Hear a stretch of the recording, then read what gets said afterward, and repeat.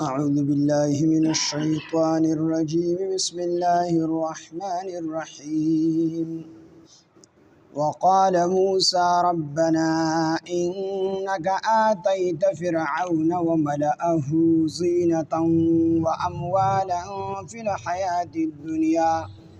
ربنا ليضلوا عن سبيلك ربنا اطمس على أموالهم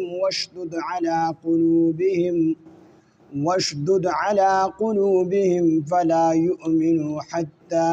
يروا العذاب الأليم صدق الله العظيم رب اشرح لي صدري ويسر لي أمري واحلل عقدة من لساني يفقه قولي رب زدني علما سبحانك لا علم لنا إلا ما علمتنا إنك أنت العليم الحكيم سورة يونس يولسم سپارہ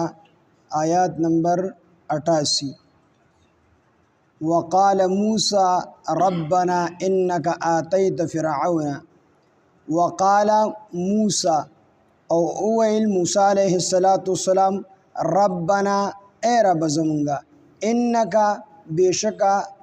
انک آتیتا بیشکتا ورکڑی دی فرعون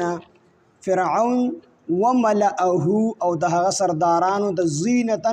خائص زینت و اموالا او مالون فی الحیات الدنیا پا جوند دنیا کی اللہ تعالیٰ تا فرعون تا او د فرعون چکم سرداران دی نو اغیت دی زینت ورکڑی دی خپل کپڑے دی او ورکڑی دی خپل پیزار دی ورلا ورکڑی دی او دغه رنګ مالونه دی ورلا ډیر ورکڑی دی فی الحیات الدنیا و جوند دنیا کی ربنا اے رب زمونگا لیضلوا د پاره د دې چې دی گمراه کی خلق لرا چې دی واړي خلق عن سبیلک استاد لارنا لیضلوا د پاره دی چې دوی واړي خلق دی گمراه کی خلق عن سبیلک استاد لارنا یعنی د دې مال او د دې زینت په وجه باندې دی خلق د استاد لارنا واړي ربنا اے ربنا تمس اے رب زمونگا ختم کړي علی اموالهم د دوی د مالونه وشدد او سخت کړي علی قلوبهم د دې زړونه فلا یؤمنوا جدوی ایمان را نوړي حتی تر دې پورې يروا العذاب الالم چې دوی ویني دردناک عذاب نو دلته د دې ښکاری چې پیغمبر دا خیره کړي دا نو پیغمبر خو الله پاک د هدایت ته پر را لګي دی خو خیره نه کوي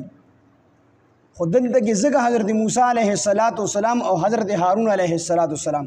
چې کله ستړي شول او غالب یقین دار راغی غالب ګمان دار راغی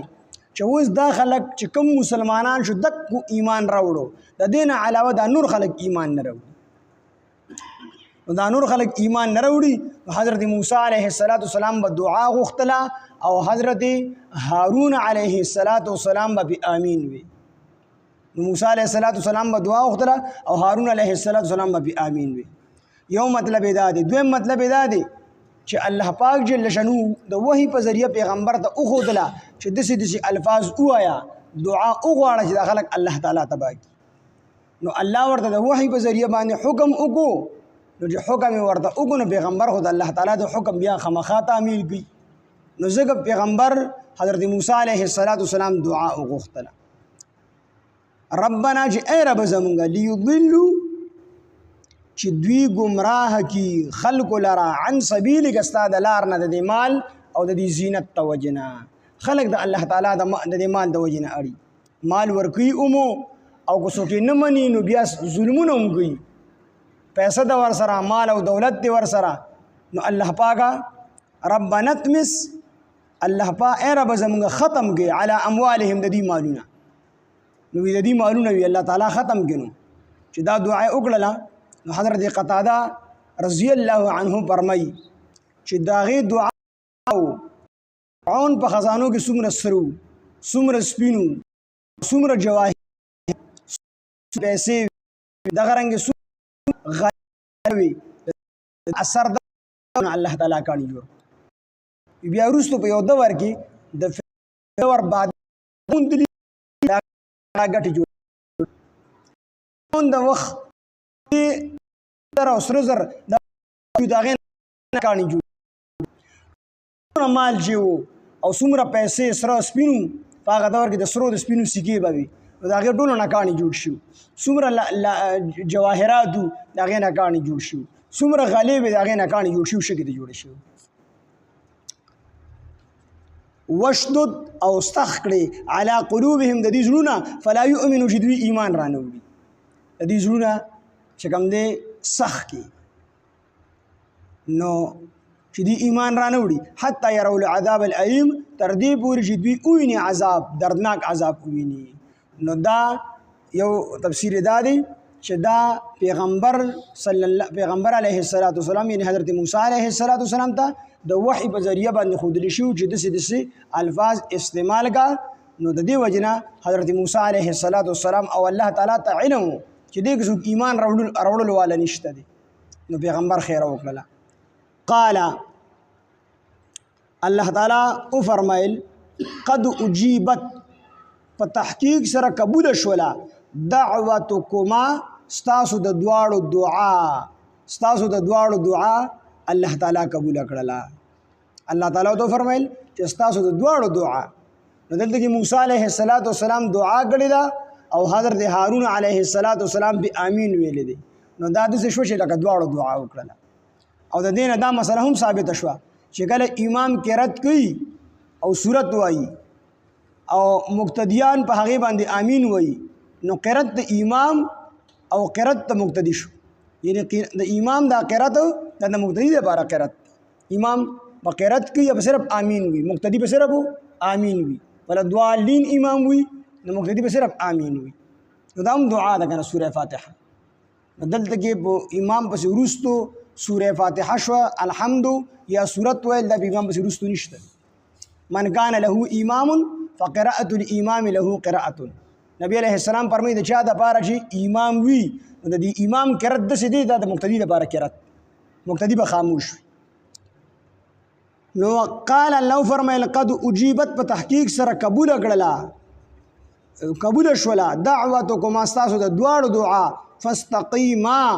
نو تاسو دواړه قایم ودرېږئ مستقیم ودرېږئ په خپل تبلیغ باندې ولا تتبعان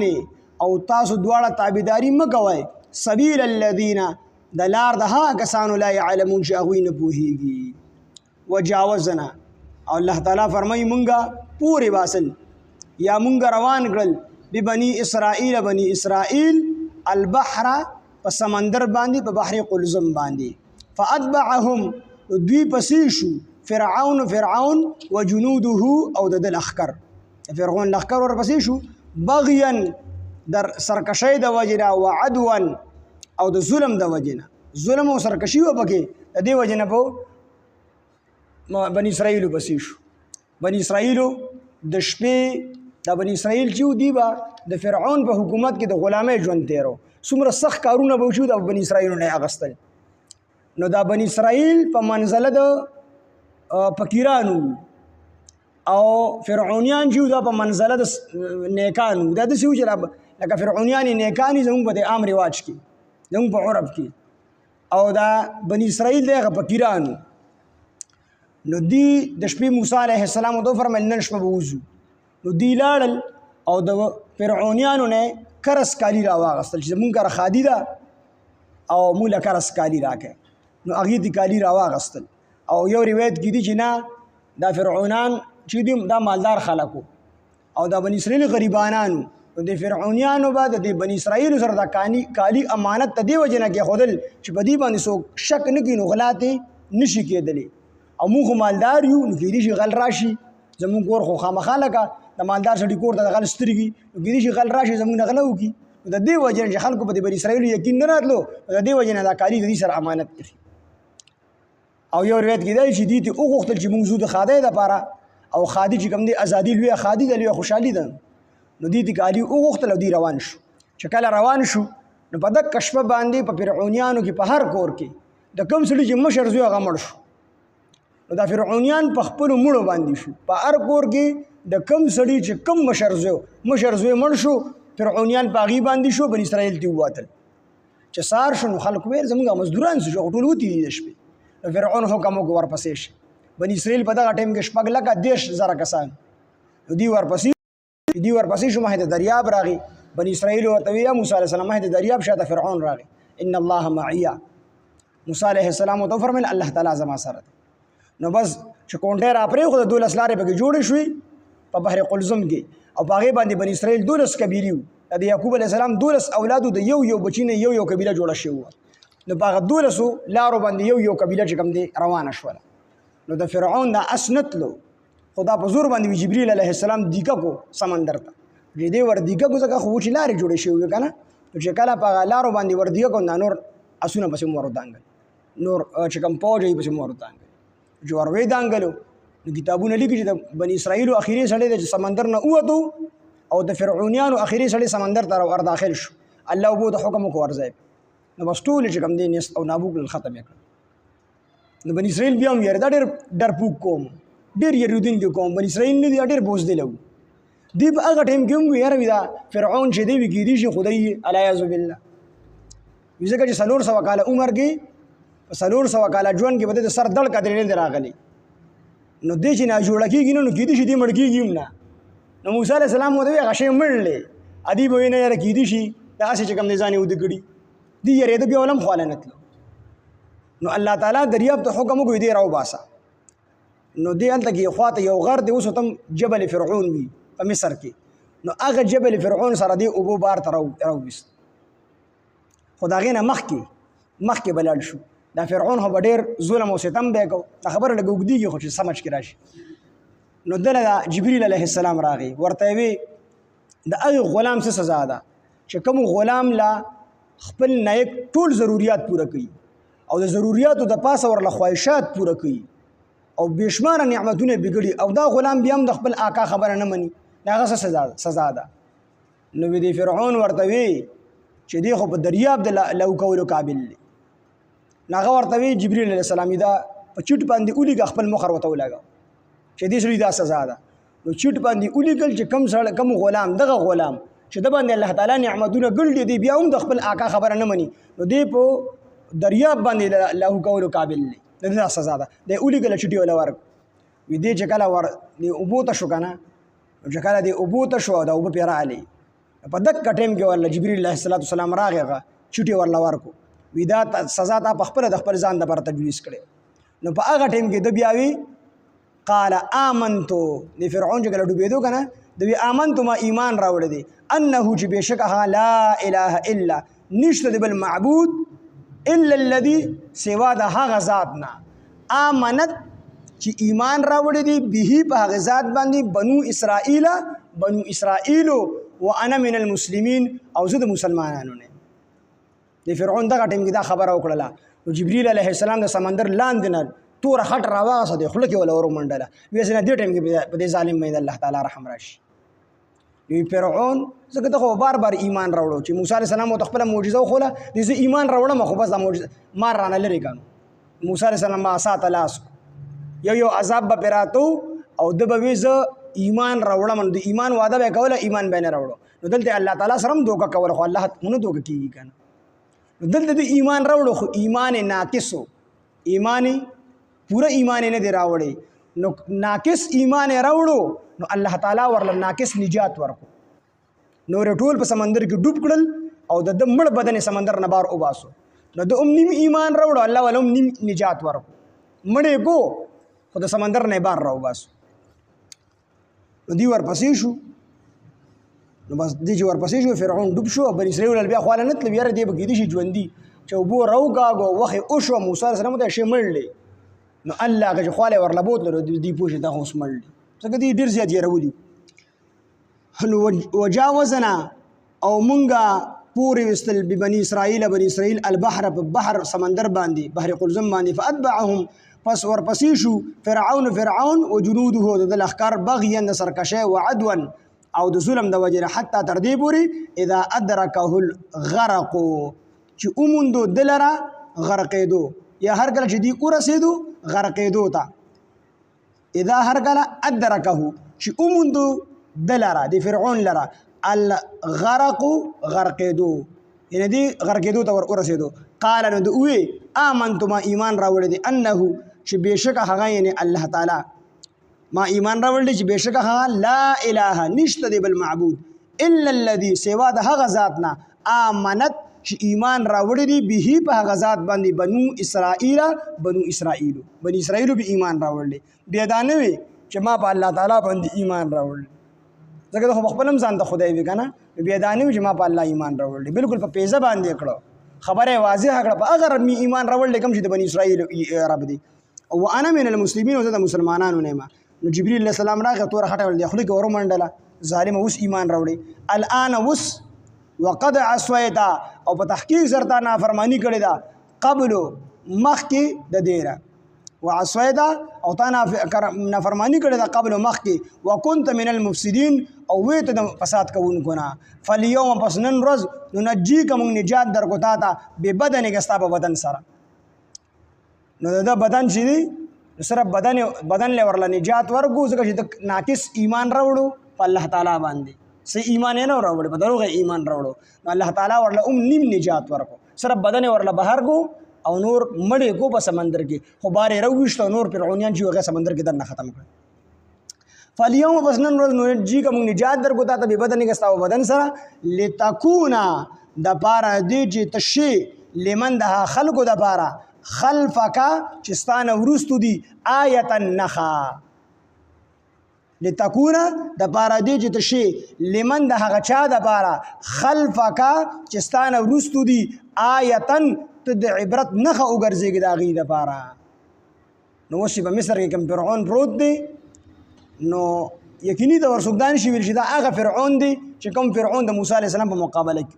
او غالب ګوماندار دی چې دا مدک فرعون دی زګه فرعونیان دا بشمیره په مصر کې تیر شوی دي څنګه زمون وزیر اعظم هر سړی راځي او هغه ته وی دا وزیر اعظم دی او دا صدر دی زمون بادشاہ ته وزیر اعظم ویل شي نو دک شند د مصر بادشاہ ته به فرعون وي نو ډیر شي فرعونیان به تیر شوی دي نو غالب ګومانده چې دغه فرعون او 1975 یا 74 کې وي د په دې خپه باندې لکه غوند مرز راغلی نو په جاس کې پرانس تراوړو د علاج لپاره دا ډانچه پرانس تراوړو او چې اتلستو به کو سوتو به باغې سره د سلامي موکړه نو چې دغه دی کو دغه شاید چې دغه د موسی عليه السلام فرعون دی کو بل یقیني تور سګنی شي ویلې او غالب ګوماندار چې د موسی عليه السلام هغه فرعون دی نو دا خلکو د پر الله تعالی نه وګرځوله وان كثيرا من الناس وبشک ډیر د خلکونه عن آیاتنا زموږ د آیاتونو لا غافلون خامخ به خبر دي وقال موسى او فرمل موسی علیہ السلام ربنا اے رب زمونږه انک اتیتا بشک تا ور کړی دی فرعون دا وملئه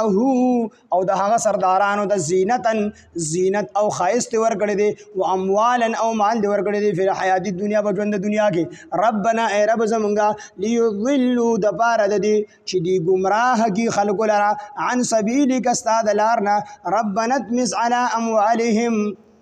او اے رب زمونږه ته ختم کې د دې مالونه وجدد علی قلوبهم او سخ کې د دې زړونه فلا یؤمنو چې دوی اړو ایمان را نه وړي حتی د دې پورې يرول عذاب الالم چې اومني دوی دردناک عذاب قال الله تعالی او فرمایل قد اجيبت دعوتكما په تحقیق سره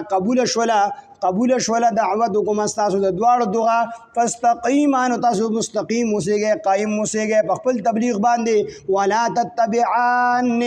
او تاسو تابعداري مګوي سبیل الذين دلار دها کسانو لا يعلمون چې غوی نه پويږي دې ظالمانو تابعداري مګوي وجاوزنا ببني اسرائيل او موږ پوری وستل بني اسرائيل البحر ببحر قلزم باندې فاتبعهم پس دی پسې شو فرعون وجنوده فرعون او د فرعون لخر دی پسې شو بغيا وعدوا د سرکشه او د ظلم د وجنه حتی تر دې پورې اذا ادرکه الغرق چې اومندل دلرا غرقیدل چې د اومندل غرقیدل یعنی غرق شو قال آمنت د فرعون ویل ما ایمان راوړی دی انه چې بشک هغه لا اله الا الذي چې نشته دی بل معبود لا اله چې نشته دی بل معبود الا الذي سوا د هغه ذات نه امنت چې ایمان راوړی دی به په هغه باندې بني اسرائیل وانا من المسلمين او زه د مسلمانانو نه ما الان وس وقد عصيت قبل او په تحقیق سره تا نافرمانی کړې د مخ کې وكنت من المفسدين او توید فساد کوونکو نه فالیوم ننجیک ببدنک پس نن ورځ موږ نجات درکو ستا په بدن سره لتكون لمن خلفک د پاره دی چې تشي لمن د هغه چا د پاره خلفک آیتن چې ستانه ورستو خلق دي دغه د پاره د عبرت نخه وګرځيږي وان كثيرا من الناس او بشک ډیر د خلقونه عن آیاتنا زموږ د آیاتونو نه لغافلون خامخا به خبر دي سبحان الله بحمده سبحانك اللهم بحمدك اشهد ان لا اله الا انت نستغفرك ونتوب اليك سبحان ربك رب العزه عما يصفون وسلام على المرسلين والحمد لله رب العالمين.